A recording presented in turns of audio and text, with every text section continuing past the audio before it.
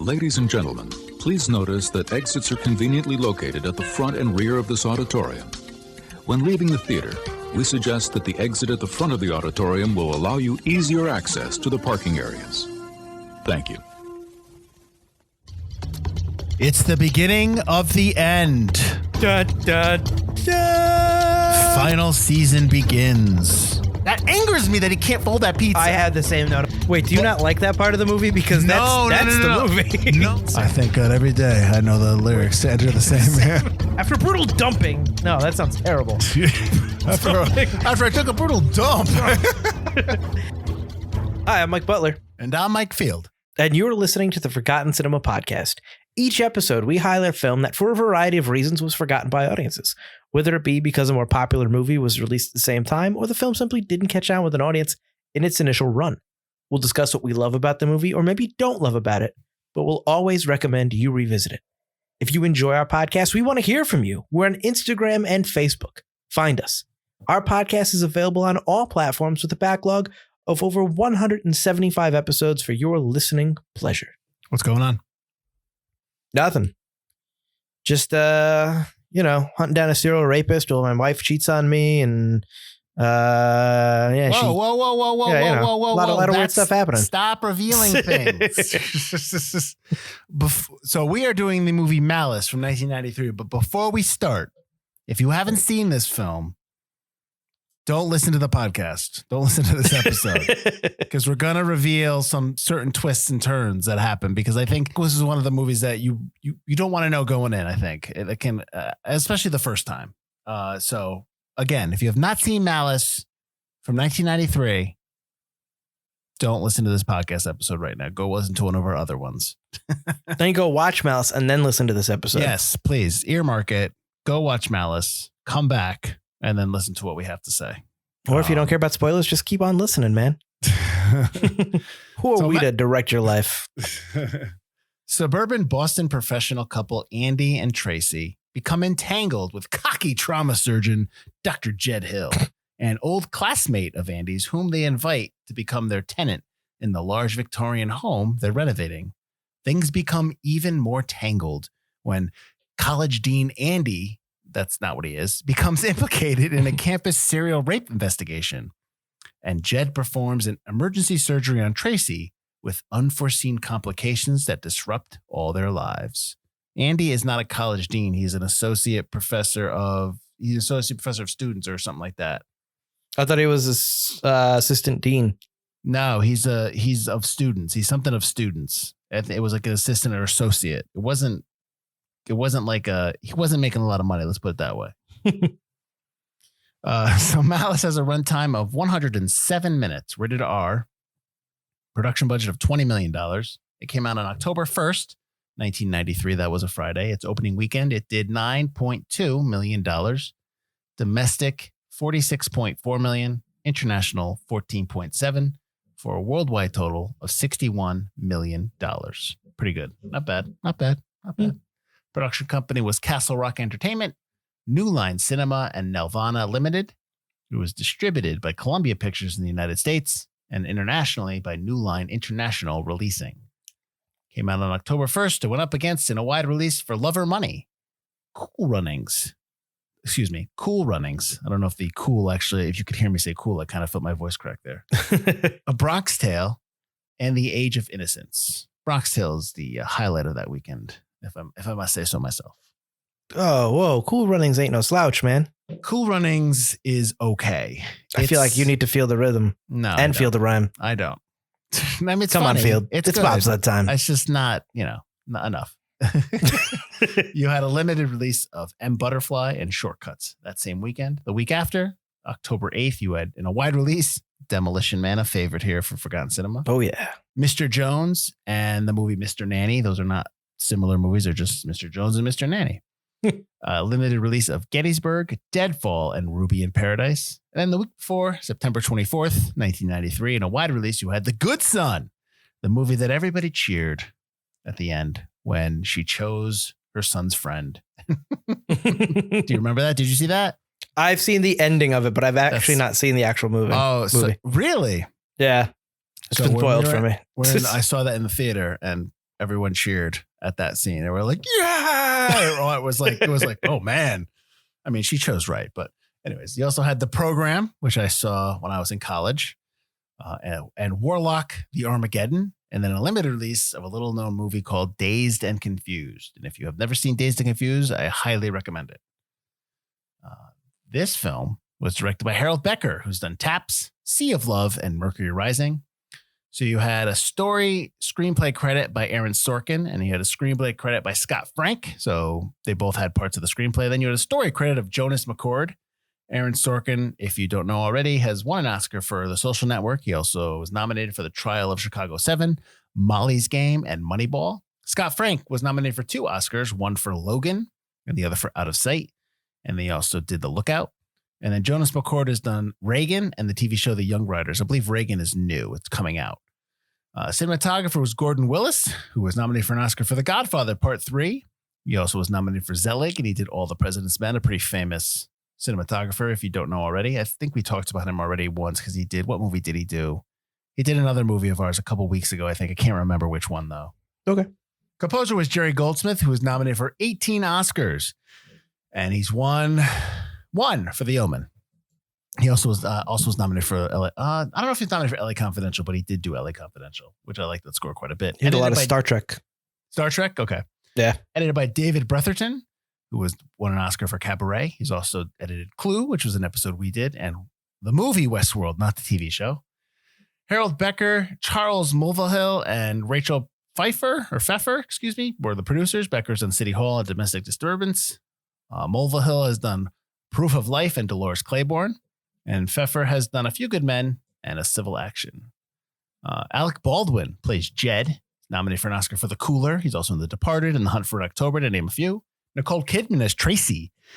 She won an Oscar for her role in The Hours. She also was nominated for Bee and the Ricardos. She's been nominated for 5 Oscars total. Bill Pullman as Andy. Because he's Andy, all I kept thinking about was Toy Story. He's obviously in Independence Day, Spaceballs, and the TV show The Sinner.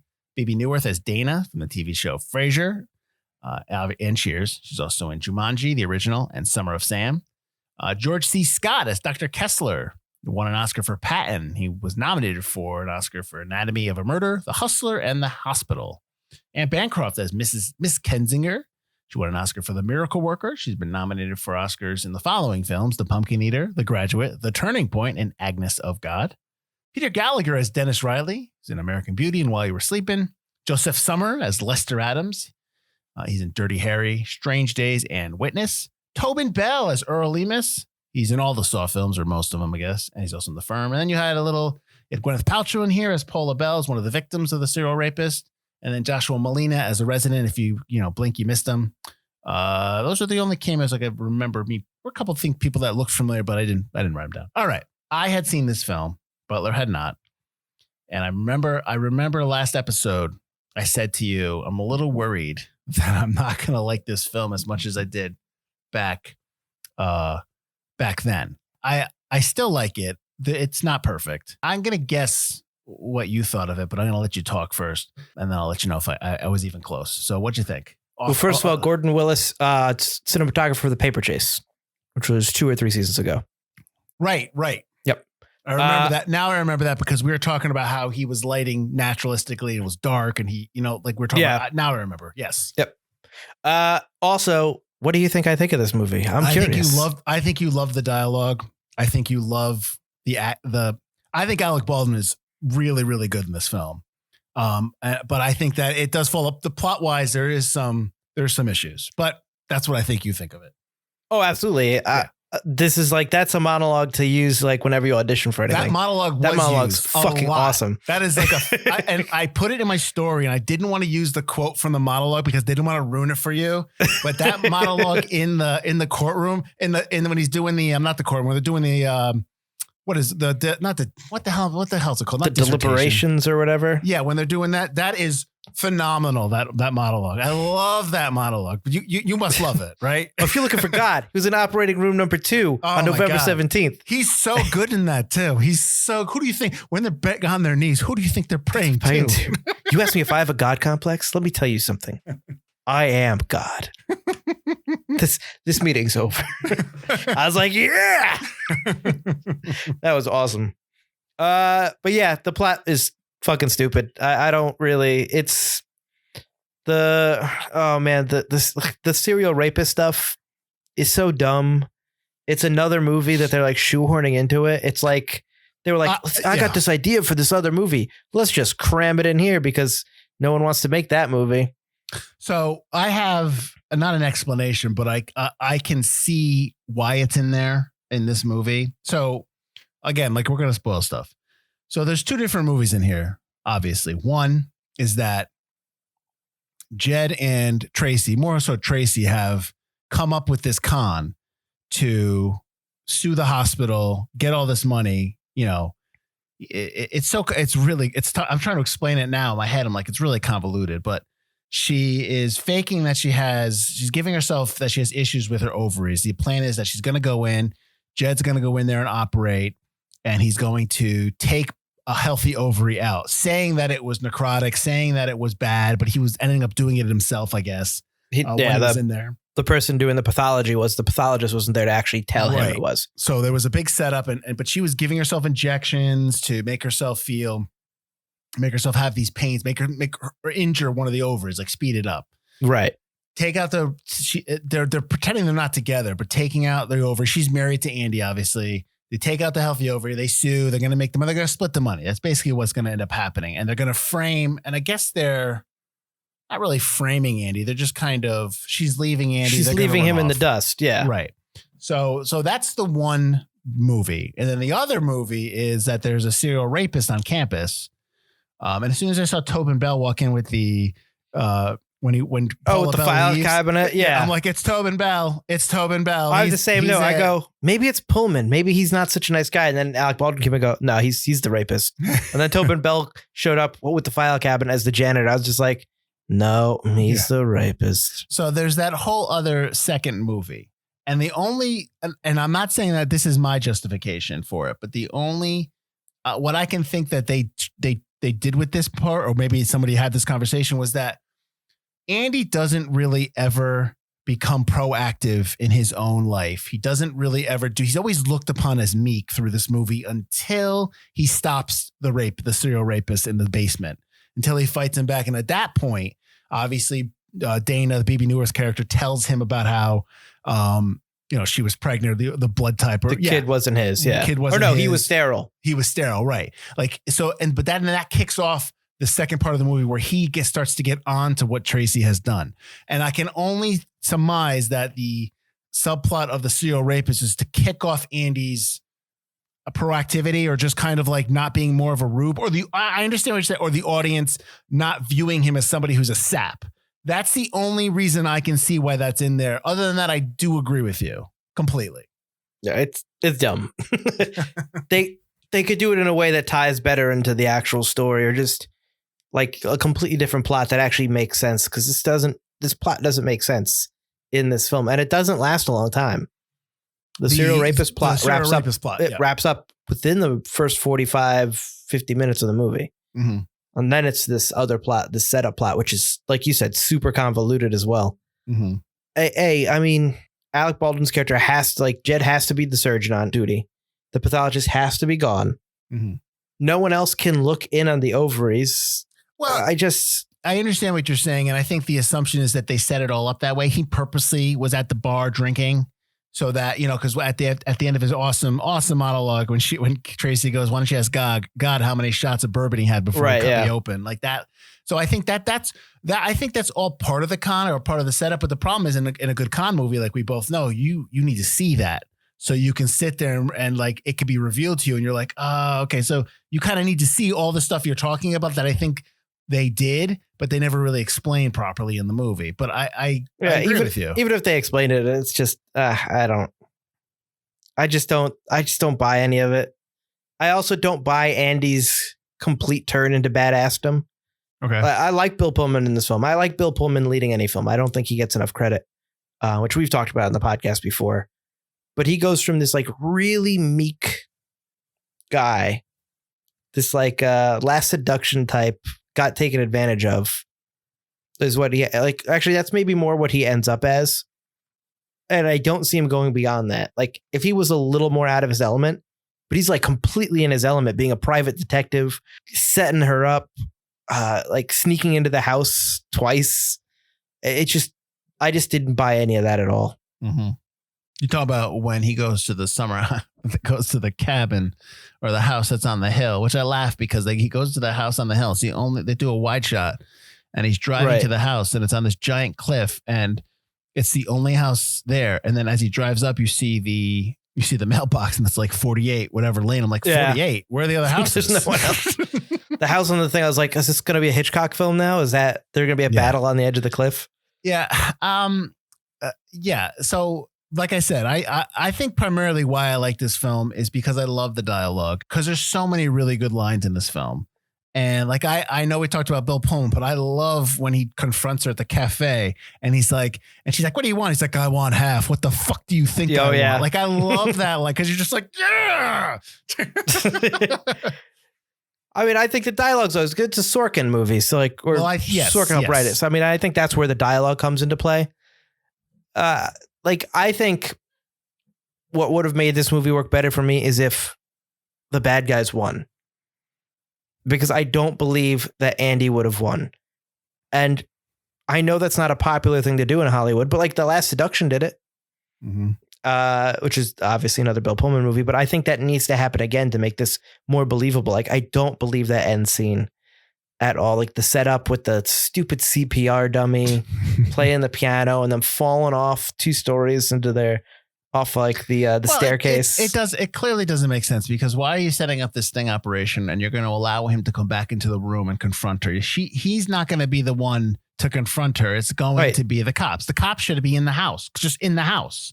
And as soon as she tries to kill the dummy, which he thinks is the kid that's boom, you got it. Yeah. Right. The kid who saw everything. Yeah. Which is really stupid as well. What, that he saw everything? Or even if he did see anything, he's a kid watching from across the street. He doesn't know what the hell they're doing in the house. But it's a great moment when he tells her, you know, again, he has that awesome line. He's like, don't you think right now more than anything that I put the shades up in our window? And so I think it's part of that genre as well. Because this movie's not done right. This movie is not well put together. But let's think about films that are well put together, like Hitchcock, like Vertigo, and all these films. Those films rely on those moments, so we're okay with that because the rest of the film's good. I think if this film was better, I think that moment probably rings. We'd probably be like, "Oh, it's a great scene." I think it's still a great scene, great moment, but it's tough to celebrate it because what it ends up towards the end is kind of ridiculous at the end when they're the whole thing with the CPR dummy and all the stuff like we just talked about. So I hear you there. Let me ask you this, and I don't know if this is a yes or no. Is this Alec Baldwin's perfect role? Is this like the best as he's ever been? I love him in Hunt for October, and I love him in a lot of stuff. I love him in 30 Rock. I think he's a great Jack Donaghy. But is this, because he is so good in this film. Like, I can't think of anybody else who can do this. He's really good in this, but he's also really good in like his one little scene in Glengarry. I think he's great in Beetlejuice, but this is a very different Alec Baldwin. This is like a little chunkier, more like movie star Alec Baldwin. Mm-hmm.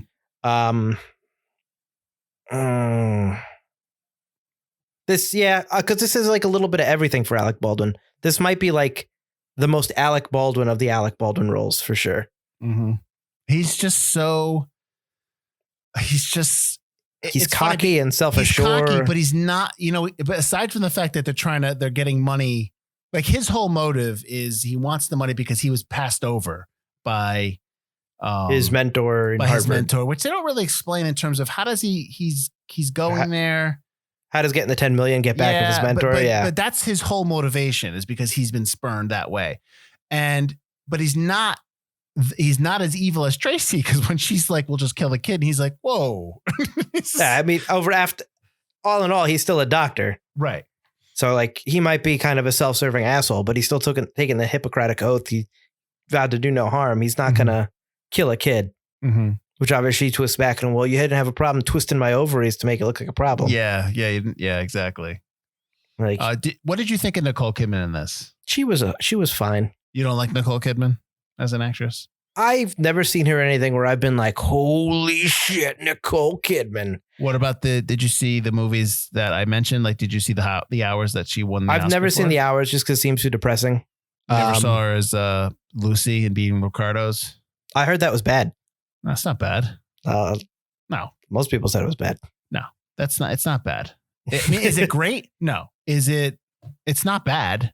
Yeah. I'd say I'd get to it, but I probably won't get to it. But no, I haven't seen the hours of Being the Ricardos. I mean, I don't think she's a bad actress. I also don't think there's a lot for her. She's very one note in this. I think she goes from good housewife to just duplicitous evil, like on the drop of a hat. Mm-hmm. So, I mean, she has to have that turn. She's the heel exactly. turn. She does what she does. I mean, it's a very generic kind of bad guy part, like femme fatale kind of role. So, I mean, she's fine in the role. Mm-hmm. I have no problem with her. I just don't think she was amazing. My jaw didn't hit the floor. Ooh. Aside from Baldwin, and you liked Pullman, did you not like anyone else in this? In terms of I like Baby Newirth Baby Newirth as the cop. I thought she was really good.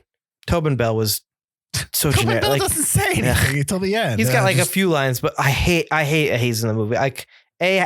Obviously Saw hadn't come out yet. But like you watch this movie and you're just like, yes, now I know who he is. But he also plays such a classic, it's such an obvious serial killer role. Oh, it was the janitor who has the secret, isn't he the janitor room in Saw too? Isn't he like the orderly or the janitor in Saw? I mean, that wasn't his first job, but I think in one of them he was undercover as a janitor. Yeah. My Saw knowledge is very limited, so I'm just Yeah, I think in the actual Saw he was a mechanic or engineer or something like that. But yeah, I thought he was in the hospital. Well, I don't care about. Oh no, he was dying for sure. That's what sets it all off. But Saw was 2000, right? 2001 was that the first one? Yeah, it was a while ago. Yeah, obvious. Yeah, over 20 years ago. Oof. But so I wasn't a big fan of that. Peter Gallagher was good. I always liked Peter Gallagher, and he was in Hudsucker Proxy we watched the other week. Yeah, for like a hot second. Yeah, for I thought he was going to be a character, so it was nice seeing him as an actual character in one of the next movies we did. So this film so in the early 90s, there were a lot of thrillers, and a lot of them were set around husband and wives.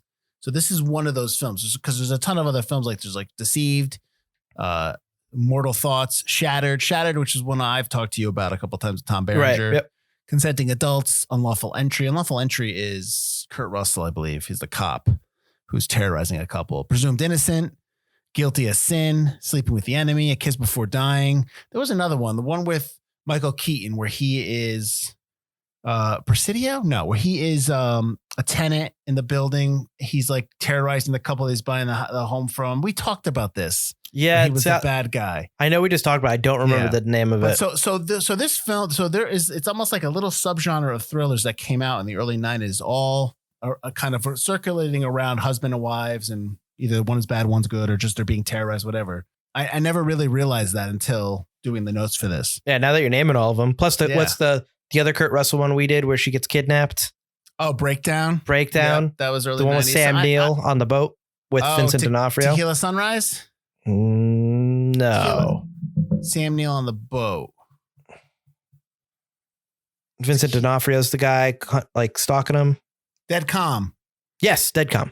Oh, yeah, Michael. Nice. Good job. Field remembering films. Yeah, so I don't know why. Was the divorce rate starting to really rise and people were going off of that? I mean, of the movies that I talked about, the biggest, the one that was the biggest was Presumed Innocent, and that was with Harrison Ford. Right. Yep. I'm not going to reveal that here, everybody. Which I believe is being turned into a TV show with Ryan Gosling. That's a hard pass. All right, so I can't watch any more stuff. I'm sorry. But yeah, so I thought that was a weird note. It's just odd how sometimes little subgenres pop up. I mean, you still kind of had that now. Like when we were at the theater in the 2000s, what was the one? Was it Obsessed, where it was like he cheated on his wife? And Obsessed was one of them. Yeah. There's a couple of those too. The ones with Katherine Heigl. She was in a couple of those. So they definitely, I guess, crop up here and there. So I thought that was interesting. This movie's originally going to be filmed at Mount Holyoke College in South Hadley, Massachusetts. But then they saw the script and the college president was like, last minute said no, just because of the serial rapist element. He didn't like that. So then they quickly had to move it to Smith College. And they were like, we love the serial rapist element. Yeah, they just said, like, just don't call it Smith College. Just call it a different college. I get that. So I guess Mount Holyoke didn't think about that. I would imagine they were getting money for that.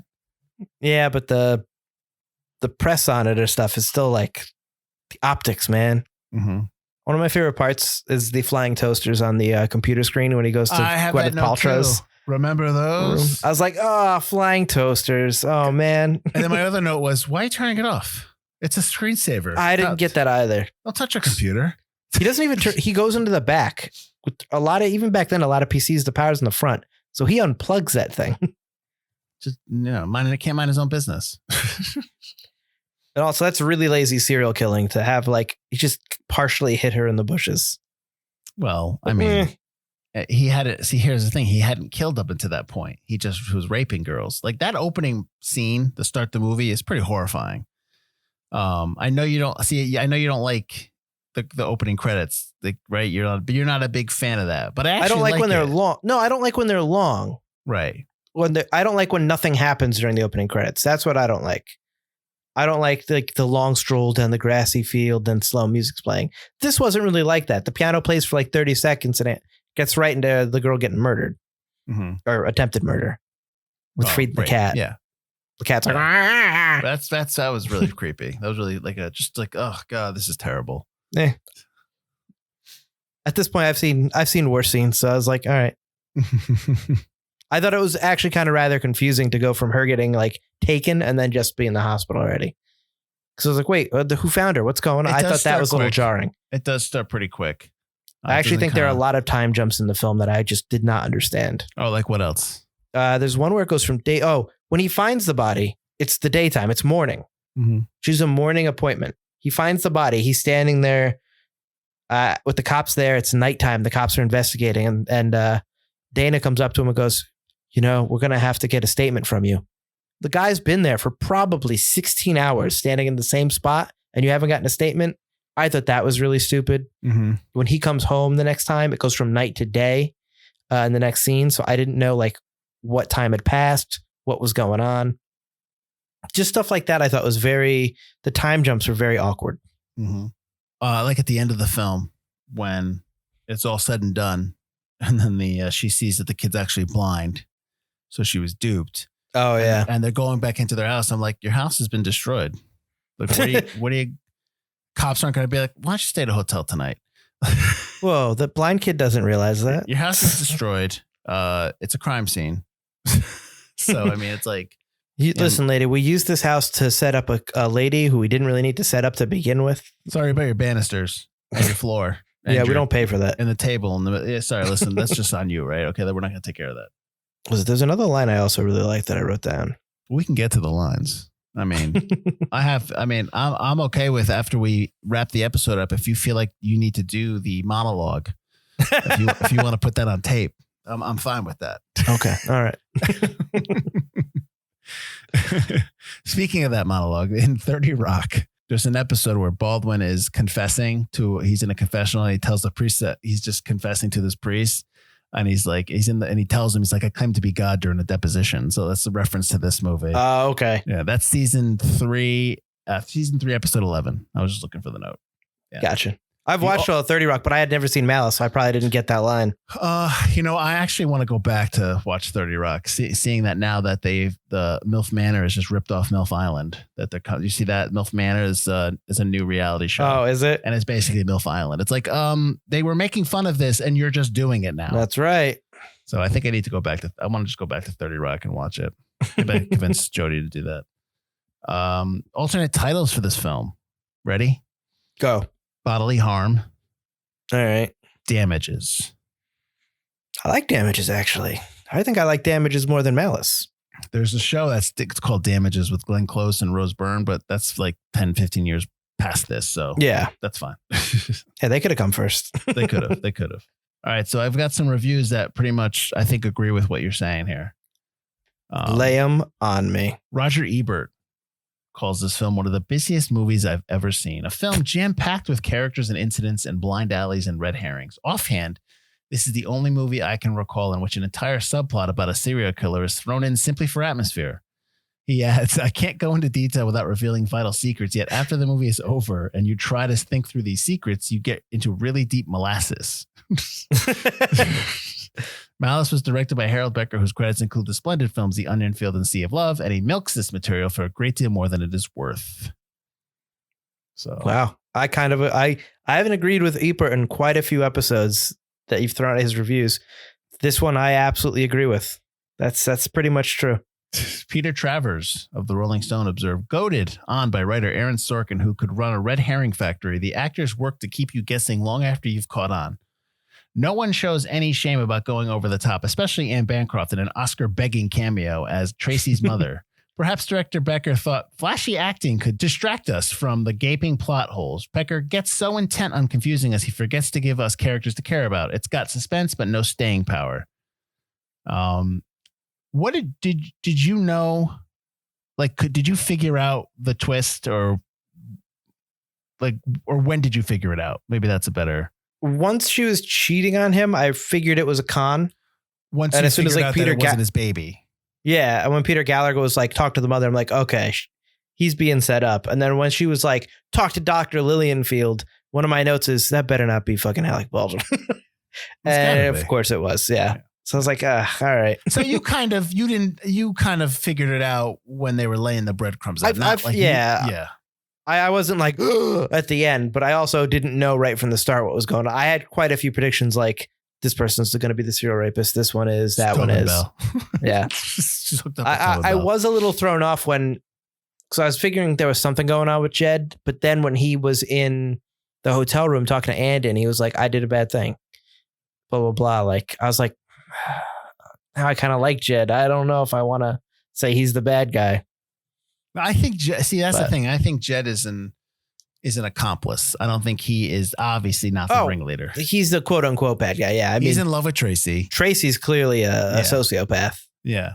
See, and I think that's why I still like the Jed character, the Alec Baldwin character, because I view him as somebody that got caught up in getting some money, but not as evil as she is. Oh yeah. He's greedy, but he's not evil. Like, she's so manipulative that she's like, the whole plan is to cut out her ovaries. I mean, he's all for giving Andy a cut of the money. He doesn't want to kill the kid. Do you remember how long they've been married? Did they mention that? I think they mentioned it, but I don't remember.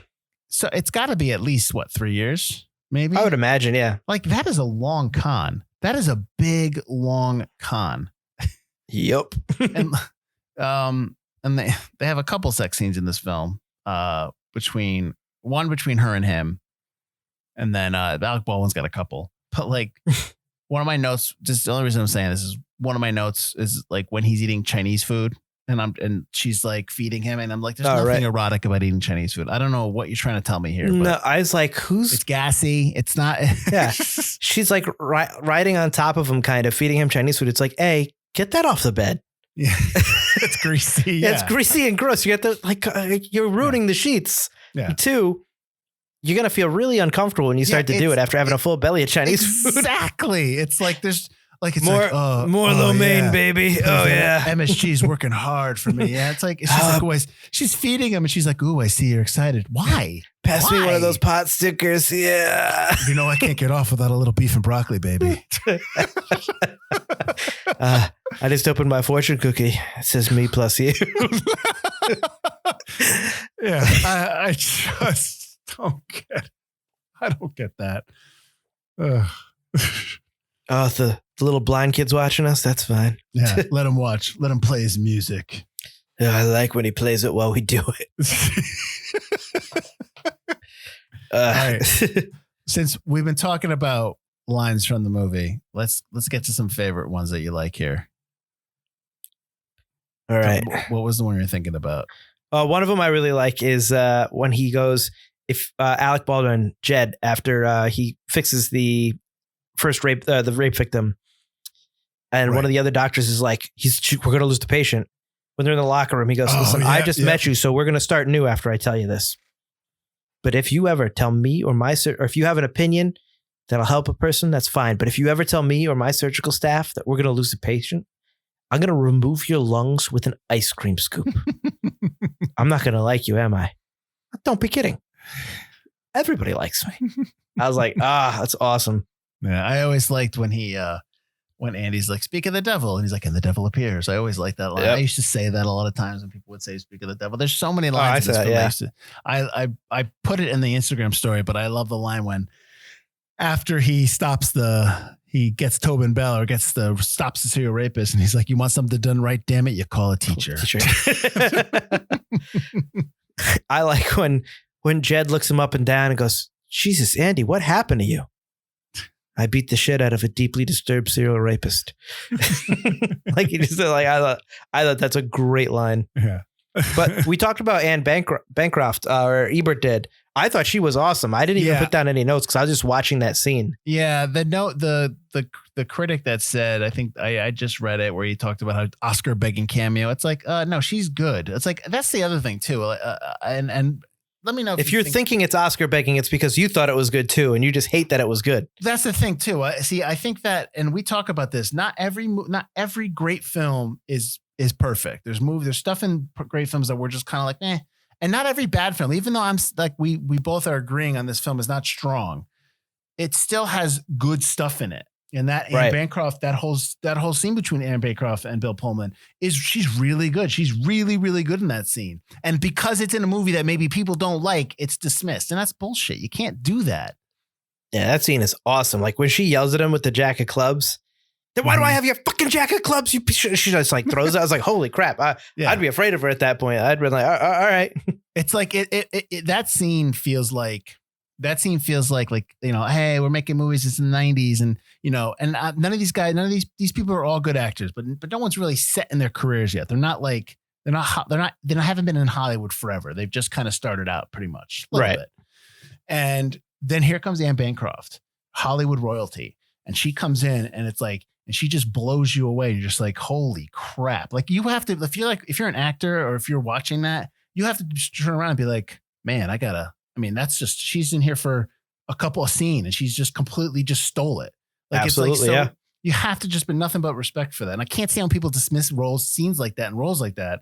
Even George C. Scott, like George C. Scott is in this film. George C. Scott's amazing. And he's in this film and it's a small role, but like, he's doing a lot, but it's more like internally, like when Peter Gallagher's trying to goad him into talking about the God complex. It's like hello. So that's good.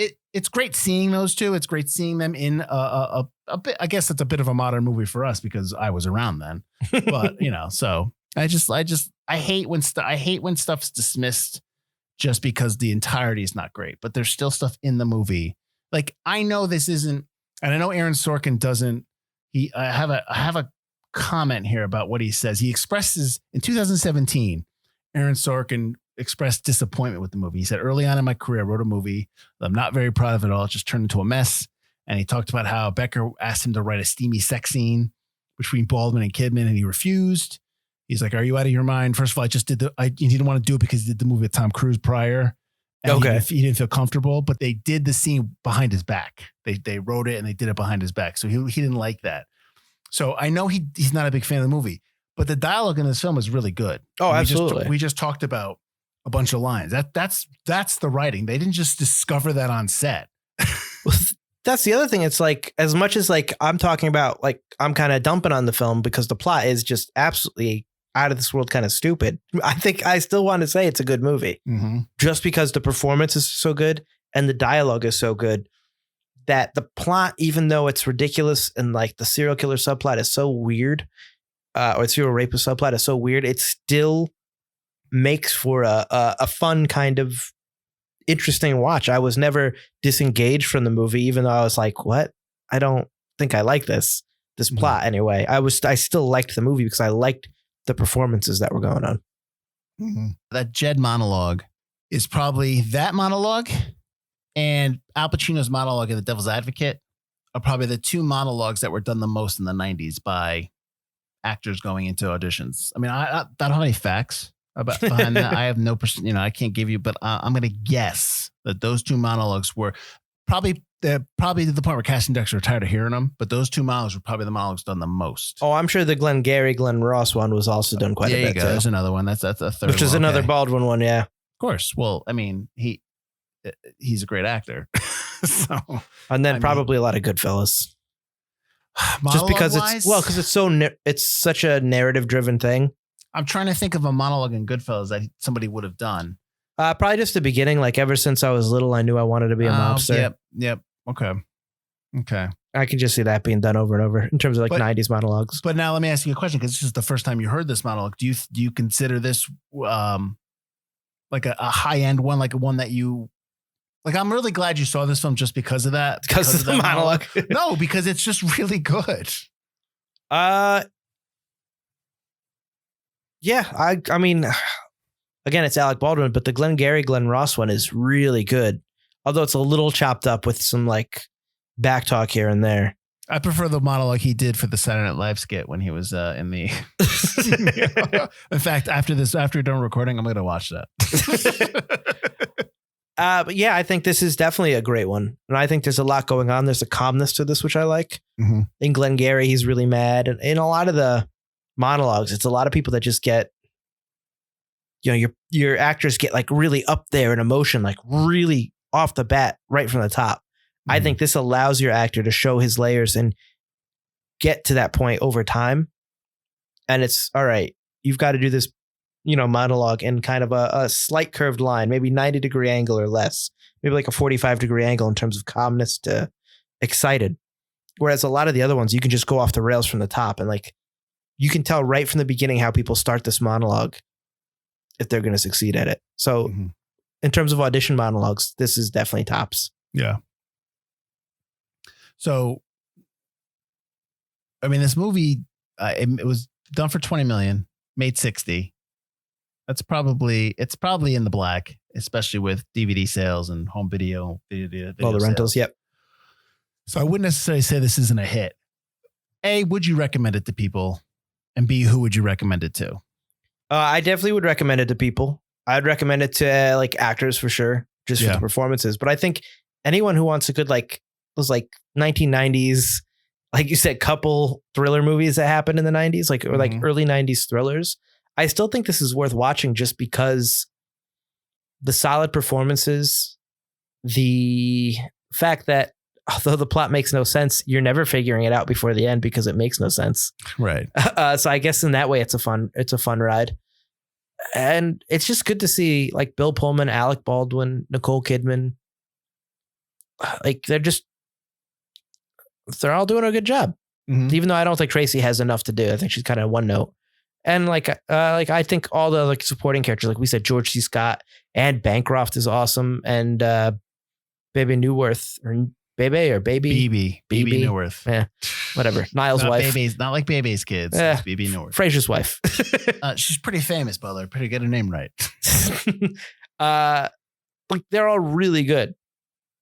So I think it's worth watching just for that. And the dialogue is obviously really, really good. Just to counter in regards to Tracy, she's the mastermind behind this whole plot, but they never really show her doing any kind of planning. So that's the thing. I never get told that she's that smart. Yeah. You want to show, don't tell. Because Mom doesn't say she's smart. Mom says she's a bitch. Yeah. Showing us Tracy putting everything together would probably do a heck of a lot more for her character than just kind of telling us that she did it. Yeah. Agreed. Yeah. All right, man. Where can they find us? Oh, you're not going to say who you would recommend or if you would recommend this? Okay. I'll strike that from the record. And I agree with you. I think this is a good Saturday night film. I think this is a good double feature type film. This is a fun film. I'm a sucker for great writing. I'm a sucker for all that stuff. So I just, that's probably why I fell in love with it in the beginning in the 90s, because I just loved the dialogue. And even now, I was watching, I was just like, I dig this. I like this a lot because it's just so well done. And Alec Baldwin's really good in this film. I mean, I think this is one of his higher end performances, regardless of people don't like the film or not. I think he's really, really good in this film. And it's good to see Bill Pullman in it. Like I remember our discussion about Bill Pullman in The Last Seduction. And I said to you that I just couldn't buy Bill Pullman as that type of character in The Last Seduction. Right. Because he was like a bad guy. And I don't know. I just couldn't buy it as I don't know. I just couldn't buy it as a seriousness. But in this movie, I absolutely bought Bill Pullman. I thought he was really good. And I was rooting for him, regardless of the serial rapist plot and what that did for his character. I already said what I thought, why it was in there, but I understand the confusion or the just kind of the mashing of the two movies together. I'd recommend this to anybody. I think this is a movie that has broad appeal. Right. I think we talk about films that, like you said, you could recommend it to people who like acting or filmmaking. I think they can get something out of it. I mean, you're going to get the people that are like, it stinks, boo. And it's like, I don't talk to those people. So I just ignore them. I go, okay, no problem. We clearly cannot have an intelligent discussion about it. But I think people who like films or watch a lot of movies, I think they would really like this film. And this is a film too, that is probably good for this podcast, a forgotten film in the early 90s. You never hear a lot about it. Hardly hear anything about it. I'm sure it's going to be in Stars in 2 weeks now that we talked about it. Because Frailty was on HBO the other day. And I was like, Jesus, we just did that. So, so I would recommend it to anybody. So yeah. Yeah. And I skipped all the way back. Yeah. So why do you think it's forgotten then? For everything we just said? I think for everything we just said, I think the performances are really good, but I don't think the story holds up enough to really carry it. And I think that's got to be because Alec Baldwin's still kind of a star. Nicole Kidman absolutely is still a star. Bill Pullman's still doing stuff. I really think it's on the story more than anything. And also the fact that you can't rent it. You have to buy it, which I thought was really, really weird. Well, I mean, that's the first movie we've done where we usually either can't find it at all. Right. Or it's available digital to buy a rent. We've had harder films to find. I was able to find this film, but we've had harder films to find. Right. I just thought it was weird you could only buy it. That's all. Okay. I thought that was a very strange thing. So if you got $12 to blow, buy a digital and watch. $12. I actually think it was 13. I only buy physical media, Butler. I'm trying to look. Okay, so I said this was 93. You had Glengarry and Ross was 92. So Hunt for October was 90. So he was a star. Oh yeah, absolutely. He was a star because after this is The Shadow, which we did. Love The Shadow. Yeah. Love The Shadow. John Amenta from the Pine Podcast. A couple of those other films that we were talking about that had like that same genre that I forgot to mention. Pacific Heights was the name of the one with Michael Keaton as the bad guy. Okay. Yep. Matthew Modine. Single White Female is another one. Hand That Rocks the Cradle. To Die For. Technically, To Die For is really good. I don't know if you've ever seen that. No. Really, with Nicole Kidman? Don't think so. When she plays the teacher that gets her. Oh, yes. Her students like yes. Yep. Never mind. I just didn't know the title, but yeah. The Vanishing, Unlawful Entry. We already talked about Perfect Murder, Disclosure, The Accused. That's not really that. That's a different type of film. The Accused is great. The Accused, yep. Yeah, but yeah, so those are a couple other ones that we're talking about when we're referencing these type of genre films throughout. Couple thriller killer movies. Yeah, well, Single White Female. Well, she does have a boyfriend, so I guess that would count. Husbands and wives kind of thing. That couple kind of thing, yeah. Yeah. All right. Where can they find us? You can find us at ForgottenCinemaPodcast.com or ForgottenEntertainment.com, as we are part of the Forgotten Entertainment family. While you're there, check out all the other great podcasts and video content we have for you. And wherever you listen to us right now, like we say at the beginning, go ahead and rate, subscribe. All that good stuff helps the podcast. And join us in Forgotten Cinema's The Lobby to let us know what you thought about Malice and Alec Baldwin's monologue. And join us next week as our penultimate episode. Second to last, penultimate episode in terms of movies we cover. We will do a final episode where we wrap everything up and answer some questions. So I guess we should probably start saying that now, right? So the beginning of the end. Well, no. Okay. First of all, join us next week. We're going to be doing the 2012 film Lockout, which Butler and I have the same opinion on, but we'll share it next week. So that's it. Before I sign off, are you going to do the monologue? Did you want a shot at it? Or no? I guess so. I guess so. If you don't want to do it, this is what the people want. This is what the people want. No, this is what I'm not saying. You don't want anything, but you better do a good job. I mean, that's what I'm saying right now. I better be hearing Alec Baldwin on the other end of the microphone. All right, so let's wrap it up, and then if you want to hang out and listen to Butler do this monologue, I'll roll the credit music first, and then if you want to stay, and you want to stay, listen. If you want to just fast forward and get past it, so you can get to the next episode, we understand. So I'm Mike Field. I'm Mike Butler, and this has been Forgotten Cinema.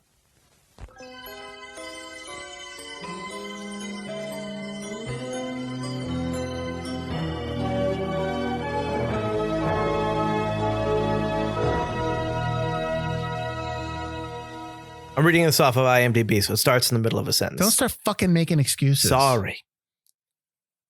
Which makes me wonder if this lawyer has any idea what kind of grades one must receive in college to be accepted at a top medical school. If you have the vaguest clue on how talented one must be to lead a surgical team. I have an MD from Harvard. I am board certified in cardiothoracic medicine and trauma surgery. I have been awarded citations from 7 different medical boards in New England, and I am never, ever sick at sea.